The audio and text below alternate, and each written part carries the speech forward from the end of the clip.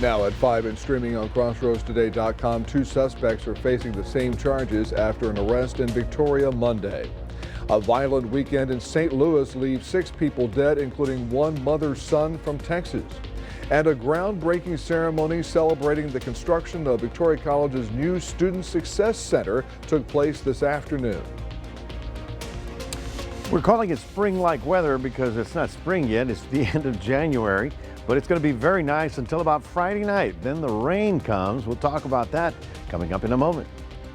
Plus, House Republicans move forward with the impeachment process against Homeland Security Secretary Mayorkas amid border security negotiations. You're watching 25 News now at 5.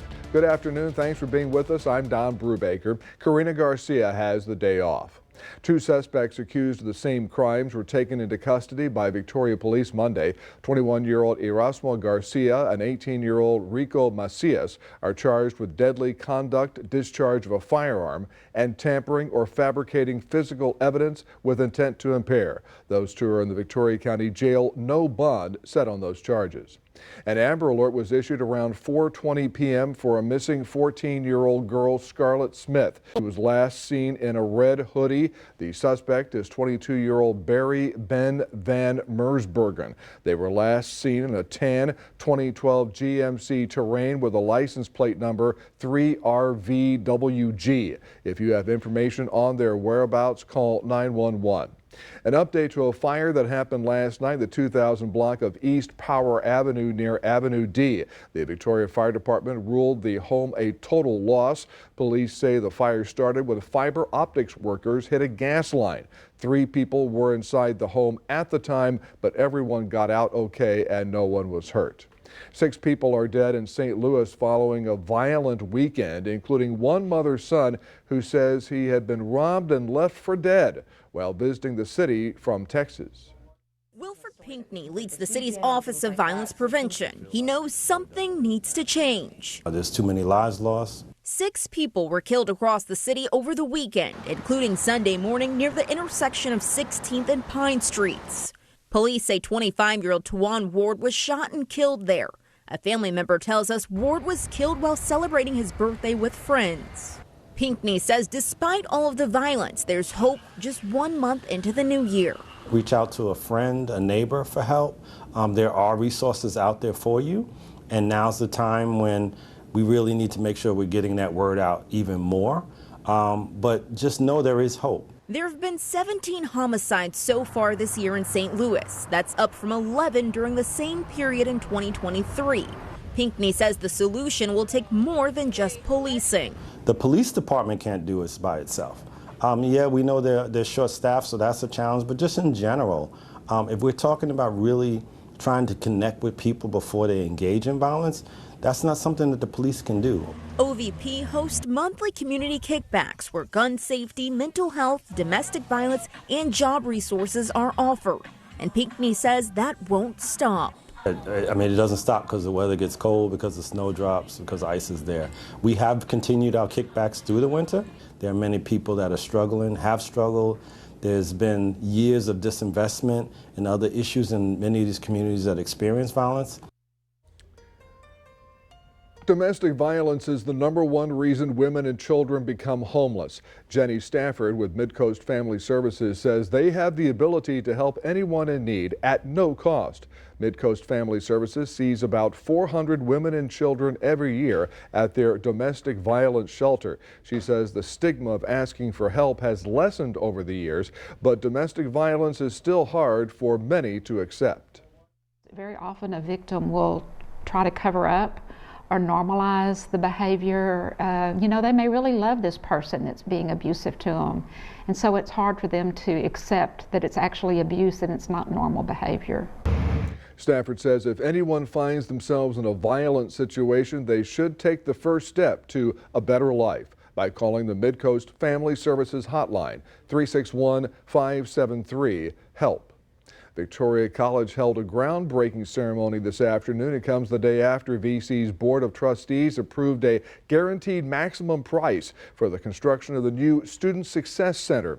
This ensures project cost will not exceed the established amount. The three-story expansion and renovation of the existing student center will provide students with resources, including a library, admissions, advising, financial aid, testing, veteran services, and tutoring, all in one central campus location. Completion of the new facility is slated for next year on VC's 100th anniversary. Now let's take a first look at your first warned storm team forecast. Chief Meteorologist Mac Perez now joins us with a look at what's going on outside. Another gorgeous day out there, Mac. Absolutely. I mean, it was terrific out there. It felt like the wildflowers are going to start blooming any minute now. Now, late this afternoon, we did pick up a little bit of high overcast, but it's not anything that's going to affect us. In fact, tomorrow is another really good looking day, and it's all good looking until about Friday night. We've got a frontal system coming in from the west. It'll bring us some thunder shower activity for Saturday morning. So we're going to be talking about that coming up in just a few minutes. Stay tuned. Don, back to you. Mac, thank you. The latest details on the effort to impeach Homeland Security Secretary Alejandro Mayorkas. House Republicans holding a markup of their impeachment articles today, moving closer to taking the rare step of impeaching a cabinet official. Cannot allow this man to remain in office any longer. House Republicans making their case today to remove Homeland Security Secretary Alejandro Mayorkas from office. Secretary Mayorkas has put his political preferences above following the law. And throughout the hearing, Democrats criticizing the GOP's attempts to impeach Mayorkas. The hypocrisy is the least of it. Your attack on the rule of law and our democracy is the worst of it. And you better be careful about the bed that you make. Still, Republicans justifying their impeachment effort by questioning Mayorkas' honesty. He comes in here and he raises his hand and he swears to tell the truth. And then he lies when he says the border's secure. He lies when he says that the border is not open. Republicans are advancing charges against Mayorkas, accusing him of willful and systemic refusal to comply with the law and breach of public trust. Mayorkas firing back in a preemptive letter that charges against him are baseless and inaccurate, adding, "I assure you that your false accusations do not rattle me and do not divert me." Still, a bipartisan Senate bill to strengthen the southern border appears to be going nowhere, with the House Speaker calling it a non-starter. But from what we've seen, clearly, what's been suggested is in this bill is not enough to secure the border. President Biden saying he's exhausted all of his executive authority to address the immigration crisis, telling Congress he needs money to do it now. Give me the border patrol. Give me the people, the judges. Give me the people who can stop this and make it work. House Speaker Mike Johnson says he plans to bring the articles of impeachment to the floor quickly, likely by next week. It's highly unlikely the democratically controlled Senate would convict. Ike Ajachi, ABC News, Washington. Early voting for City of Victoria Mayor runs until 7 o'clock tonight. Early voting is at the Dr. Patty Dodson Public Health Center, 2805 North Navarro, Classroom A. On the ballot, Peter Brown, Carissa Winters, Josephine Solis, Dwayne Crocker, Jacob Sauceda, and Bob Constantine. Join us this Saturday for complete coverage of the special mayoral election. The state Supreme Court will hear challenges to ban transition-related care for children. You can read the Texas Tribune article on our website, crossroadstoday.com. Remember to subscribe to our YouTube channel, Crossroads Today. Hit the like button and click the notification bell so you can see Crossroads Today on YouTube. And stay with us. Undercover Israeli forces carried out a deadly hospital raid in the occupied West Bank Tuesday. That's straight ahead on 25 News Now at 5. Also ahead, the first person to receive a brain implant is receiving high praise from Elon Musk.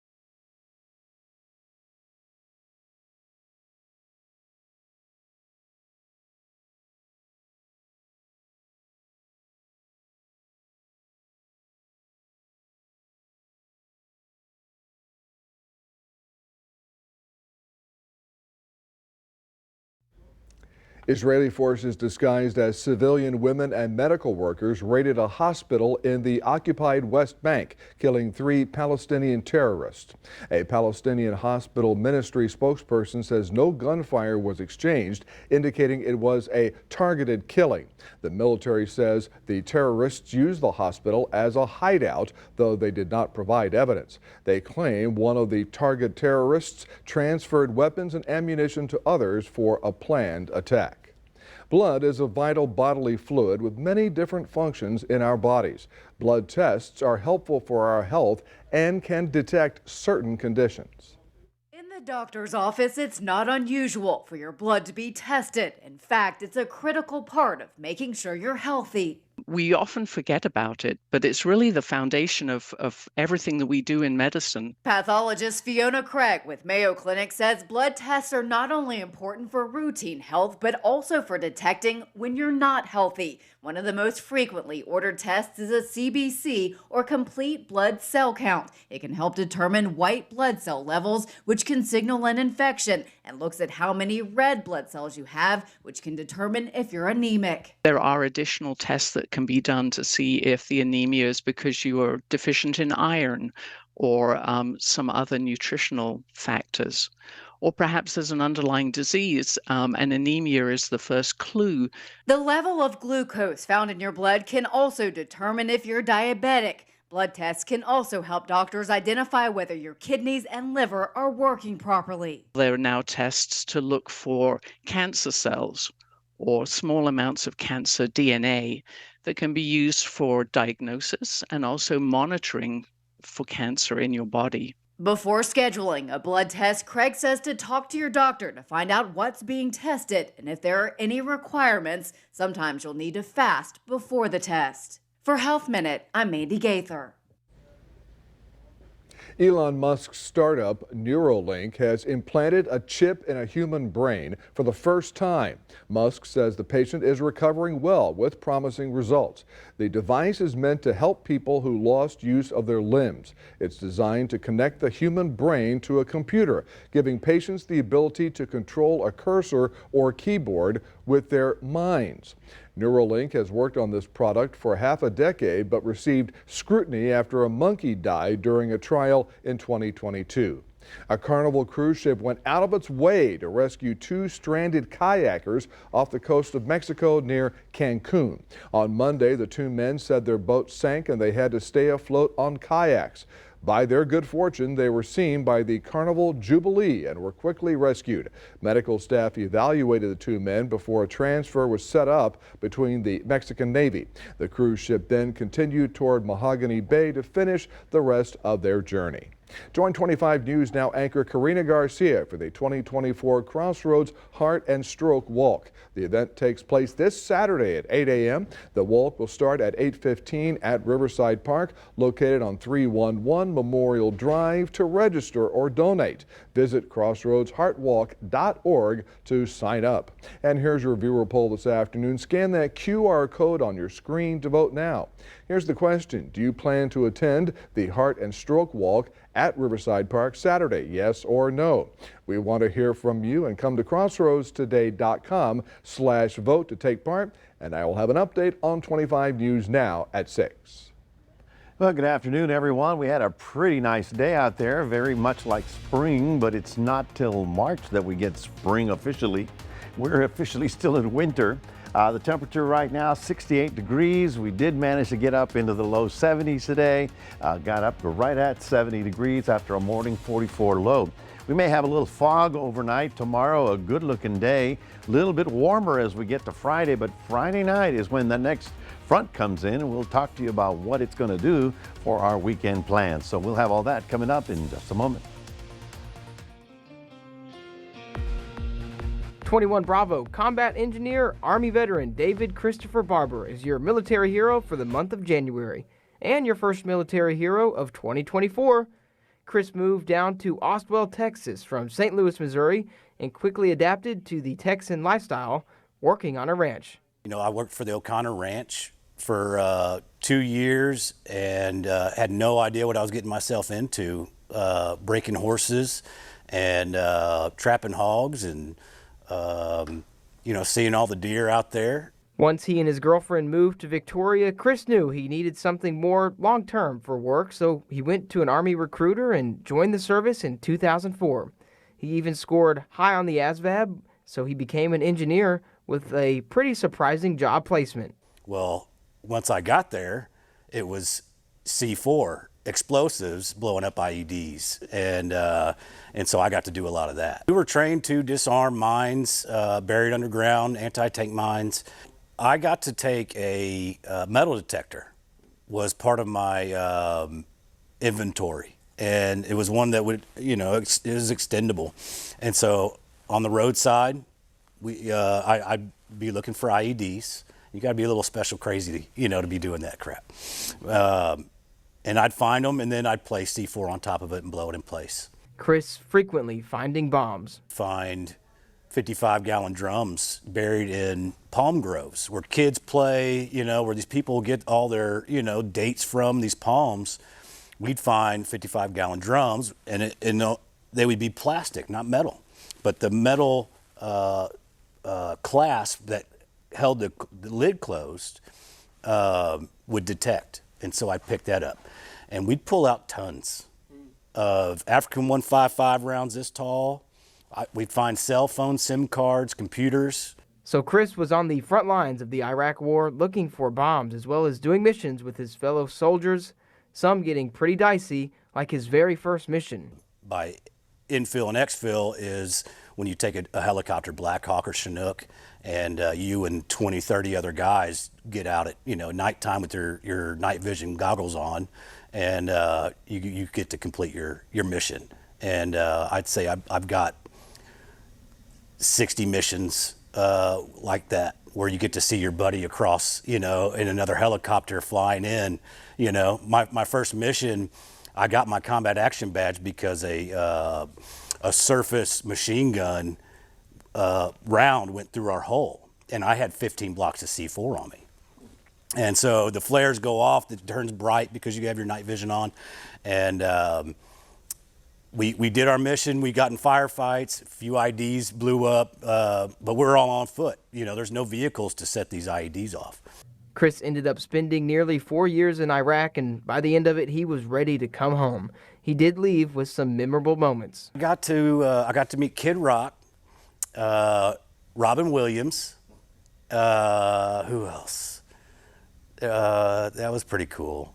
But, there's never a shortage of food for the military guys, unless you're eating MREs on a mission or something like that. But if you were back on post, your base, you got to eat really well and work out. They always had first-class gyms. The food was pretty good, too. Well, if we're talking MREs, MRE, the pastas are always the best. You can't go wrong. Something with noodles and sauce in it. But if you were going to try and judge the meat that they give you in those things, it's terrible. Yeah. But no, I think sometimes they'd have crab legs and steaks, not like a Texas steak. Here you got mesquite wood and stuff, but over there it wasn't like that. It was like different. But I would always get a turkey wrap. In his free time, he loves to help out with Warriors Weekend here in Victoria and spend time hunting and fishing, as well as spending time with his family. Thank you, Chris, for your service to your country, and thank you to all the veterans and active duty military members out there watching. I'm Adam Seibel, KAVU TV 25 News Now.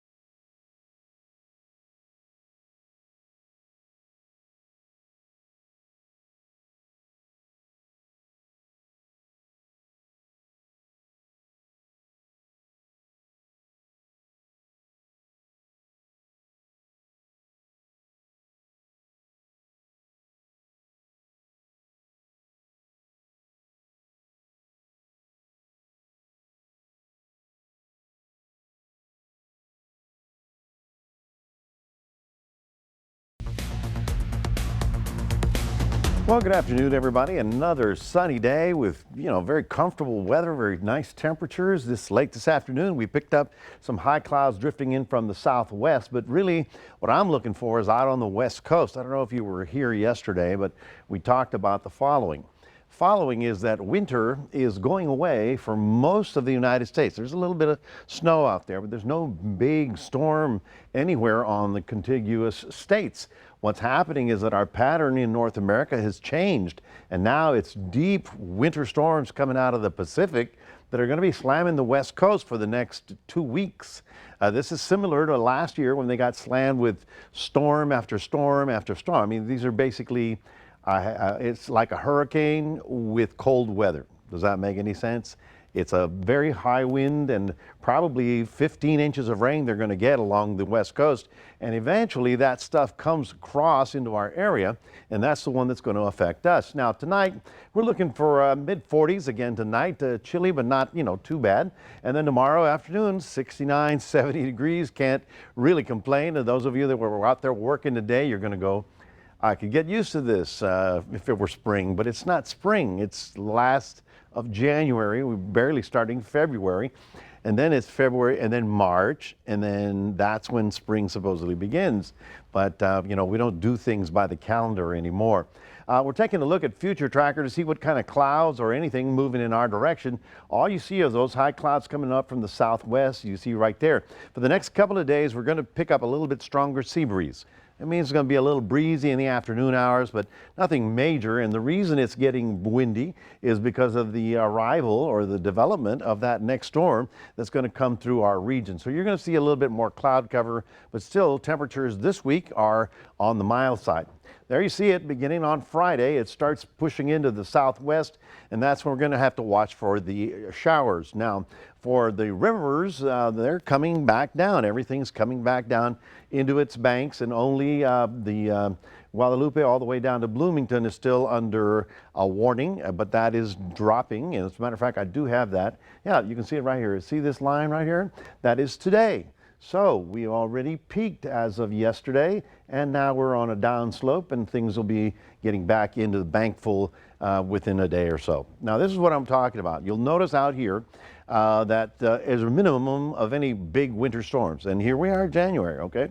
High pressure is going to be in control. We're going to have this huge storm come in, and the reason is that the winds are going down and then up. So they pull up tropical moisture. So this is not a cold winter storm. This is going to be a storm system. Of course, it's cold up in the higher elevations of the mountains, but not so much for the lower surfaces. But there you see it coming in on Saturday morning. Now, Friday night, little rain, overnight, stormy, and then Saturday morning, a little stormy before it all pulls out of here. And then all of a sudden, we have some nice weather behind that. But watch this, temperatures. This is tonight. You see the line, that's freezing. That's tomorrow. And then the next night, there's no freezing temperatures in the country in January. So tomorrow we'll get up to about 70 degrees in Port Lavaca. Again, mostly to partly cloudy with a 72 in Cuero. And the frontal system comes in late on Friday night for some showers, probably closer to midnight, and then through the morning. So until about noontime, it's a concern for Saturday, but after that, clears up very nicely for Sunday. That's your forecast. That's reminding everybody we do have a QR code. Please scan that, put Crossroads Today on your phone, and we can reach out to you whenever we need to let you know.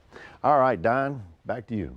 Thank you, Mac. And coming up next on 25 News Now at 5, we'll take a look at your stocks. Plus, Boeing has pulled back its request for a safety exemption for its new line of jets.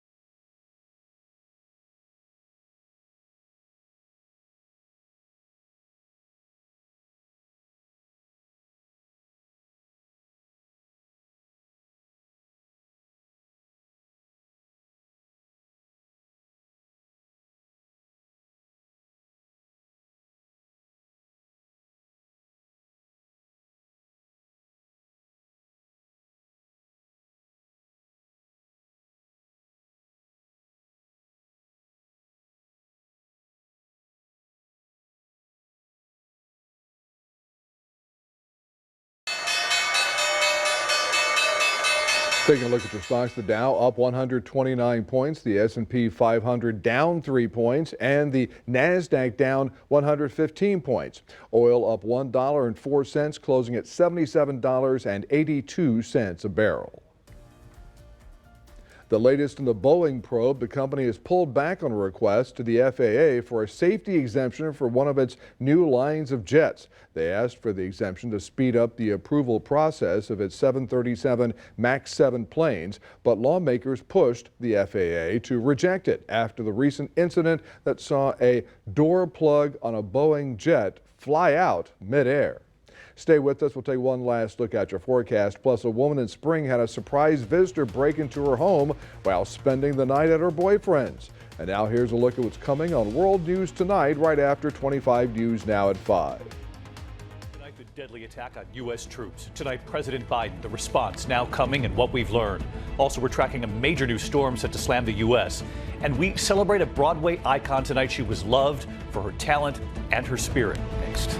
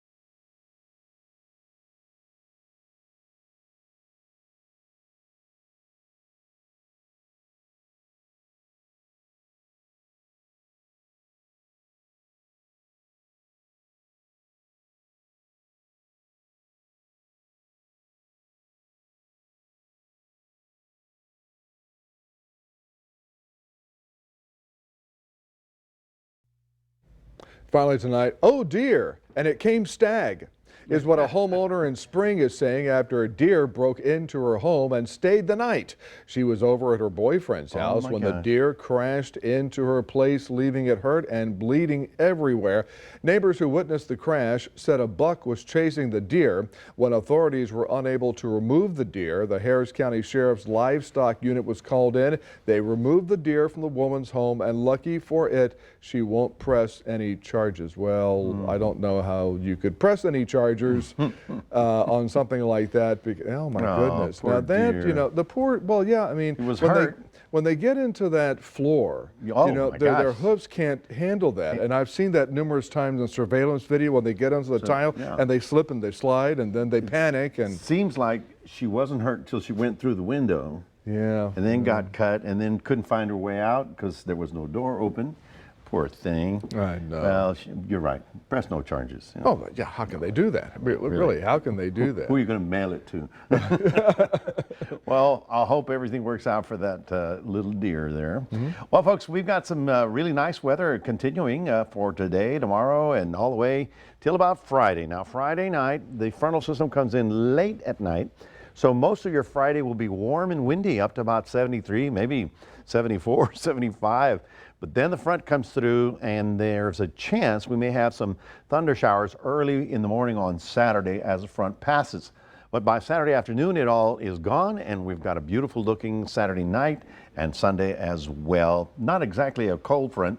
And of course, as I mentioned, for the next 2 weeks, you're going to be hearing me talk about storms slamming into the West Coast because that's where all the action is going to be. All right. So it sounds like good for us, except for Saturday. We'll see what happens. Pretty good.